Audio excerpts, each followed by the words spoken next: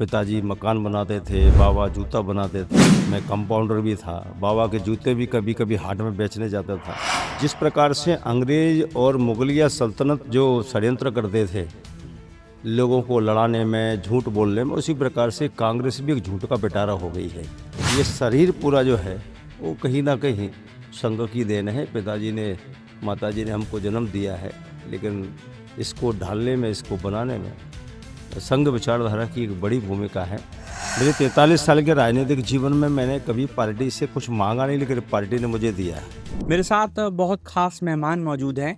लाल सिंह आर्य जी हैं, नवनियुक्त राष्ट्रीय उपाध्यक्ष हैं बीजेपी के। पहले तो आपको बहुत बधाई इस नई जिम्मेदारी की। बहुत बहुत धन्यवाद। धन्यवाद। किस तरह देखते हैं ये सफ़र?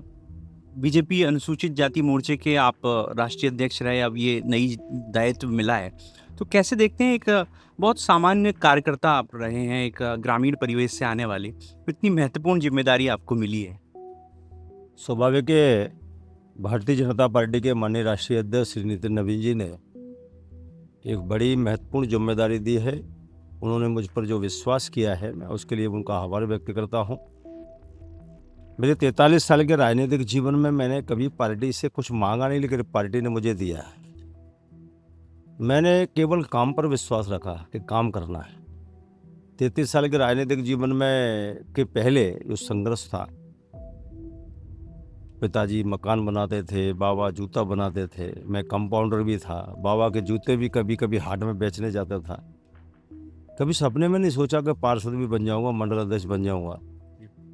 लेकिन भारतीय जनता पार्टी के चाहे जिले का नेतृत्व हो, चाहे प्रदेश का नेतृत्व हो, चाहे राष्ट्रीय नेतृत्व हो, सबने कोई ना कोई जिम्मेदारी किसी ना किसी मोर्चा और पार्टी की जिम्मेदारी दी है। और अभी राष्ट्रीय उपाध्यक्ष की जिम्मेदारी दी है। मैं अध्यक्ष जी को आश्वस्त करता हूं कि जो विश्वास आपने व्यक्त किया है, जो विश्वास माननीय प्रधानमंत्री नरेंद्र मोदी जी ने, आदरणीय गृह मंत्री श्री अमित शाह जी ने और माननीय BL संतोष साहब ने जो विश्वास व्यक्त किया है, उस पर पूरा खरा उतरकर संगठन विस्तार में पूरा जी जान लगा दूंगा।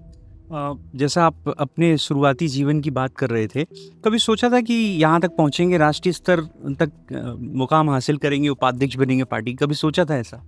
मुझे लगता है कि सोचना तो बहुत दूर की बात है जी। ऐसा लगता ही नहीं था कि ऐसा कभी होगा। लेकिन मुझे लगता है कि जब पहला दायित्व मिला तो मुझे लगता है कि बहुत थोड़ी दूर तक चलेंगे, लेकिन हमने कभी काम से जी नहीं चुराया। पार्टी ने हमको जो काम दिया उस पर मैंने 100% देने की कोशिश की, भरोसा बना रहा, और नई नई नित जिम्मेदारियां वो हमको देते रहे। मतलब युवा मोर्चा के जिला महामंत्री से लेकर पार्टी के जिला अध्यक्ष, मोर्चा के जिला अध्यक्ष, प्रदेश के मोर्चा के अध्यक्ष, पार्टी के प्रदेश मंत्री, प्रदेश महामंत्री, विधायक, मंत्री, फिर मोर्चा का राष्ट्रीय अध्यक्ष, लेकिन एक भी बार मुझे मांगना नहीं जाना पड़ा। जी। पार्टी के नेतृत्व तो अपने आप दिया। स्वाभाविक है, राजनीति में संघर्ष रहता है, लेकिन मुझे लगता है, मैं ऐसा मानता हूँ, मैं कोई आदर्शवादी बातें नहीं कर रहा हूँ, लेकिन मानता हूँ कि काम ठीक ढंग से किया जाए तो पार्टी नेतृत्व तो कहीं ना कहीं भरोसा करती है। जी। मैं एक सवाल करूँगा कि आपने स्वयंसेवक के रूप में अपना जीवन शुरू किया था, तो संघ की कितनी बड़ी भूमिका रही? संघ से क्या कुछ सीखा जो अब संगठन में काम आ रहा है आपके? मैं 7 साल की उम्र से संघ में काम करता था, शाखा में जाता था। पहले खेलने जाता था, खेलते खेलते फिर गट प्रमुख जो छोटी सबसे इकाई उस पर काम किया, फिर मुख्य शिक्षक बना। ऐसे लगातार जिम्मेदारियां बढ़ती नहीं, विद्यार्थी परिषद में रहा। मुझे लगता है कि वो जो संस्कार मिला है, वो संस्कार, वो कार्य की जो पद्धति मिली है, वो जो सीख मिली है संघ में, वो कहीं ना कहीं आज हमारा सुरक्षा कवच है। और मुझे लगता है कि ये शरीर पूरा जो है वो कहीं ना कहीं संघ की देन है। पिताजी ने, माताजी ने हमको जन्म दिया है, लेकिन इसको ढालने में, इसको बनाने में संघ विचारधारा की एक बड़ी भूमिका है। लेकिन अब आज राजनीतिक कार्यकर्ता हूँ, तो राजनीतिक कार्यकर्ता की दृष्टि से जो सिखाया गया है वो जन सेवा का भाव बना रहे, वो संगठन विस्तार के लिए परिश्रम की पराकाष्ठा होती रहे, और संगठन के विस्तार के साथ साथ बीजेपी को सत्ताएं प्राप्त हो और सत्ता के माध्यम से जनता की ठीक ढंग से सेवा हो। और माननीय मोदी जी का जो विकसित भारत का संकल्प है, जो आत्मनिर्भर भारत बनाने का जो उनकी शपथ है उसको पूर्ण करने में कहीं ना कहीं हम सब लोग सहायक सिद्ध हों। मैं सवाल करूंगा कि उत्तर प्रदेश जैसे महत्वपूर्ण राज्य में इलेक्शन है, उत्तराखंड में भी इलेक्शन, तो किस तरह की रणनीति रहेगी? बहुत महत्वपूर्ण आपको रिस्पॉन्सिबिलिटी मिली है, तो क्या कुछ भूमिका आपकी रहेगी संगठन के लिहाज से? भारतीय जनता पार्टी का कार्यकर्ता सदैव चुनावी मोड़ में रहता है। चुनाव जीतने के बाद उसे ये नहीं लगता कि सत्ता का भोग करना है, बल्कि सत्ता के माध्यम से जनता की सेवा करना है। और ये सेवा करते करते, जन कल्याण करते करते, विकास करते करते कहीं ना कहीं जनता का हम विश्वास अर्जित करते हैं और फिर अपने आप जनता विश्वास श्रद्धा के साथ हमको सत्ता सौंपती है। और ये एक बार नहीं कई बार हो गया है। 2 सांसदों से चलने वाली पार्टी तीसरी बार प्रधानमंत्री बना रही है। 21 राज्यों में भारतीय जनता पार्टी एनडीए की सरकार है। ये कहीं ना कहीं जनता का आकलन है। जहाँ तक आने वाले जो चुनाव, उस चुनाव में मोर्चा के अध्यक्ष ना थे, एक अलग भूमिका थी, कुछ टारगेट थे, उस टारगेट को पूरा करते थे।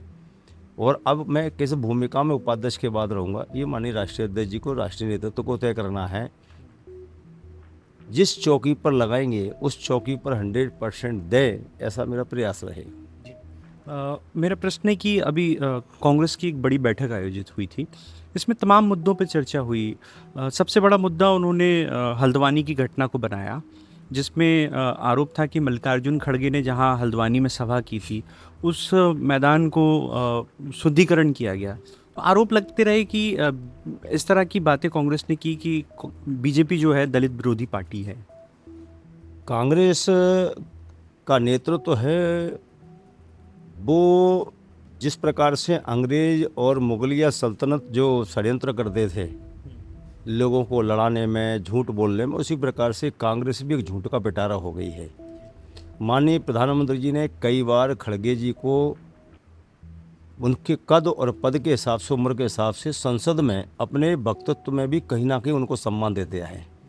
भारतीय जनता पार्टी जो सामाजिक समरसता पर चलती है, जो अंत्योदय का नारा लगाती है, जो बाबा साहब अम्बेडकर, संविधान, संत रविदास, महर्षि वाल्मीकि और विवेकानंद के पद चिन्हों को चलते हुए उनके विचारों को आगे बढ़ाती है, उस पार्टी में इस प्रकार का कुछ होता ही नहीं है।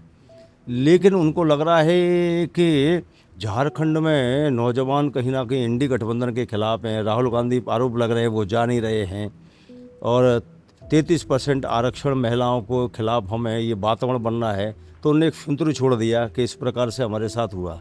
मुझे लगता है ये हल्की राजनीति है और इस सब से बचना चाहिए।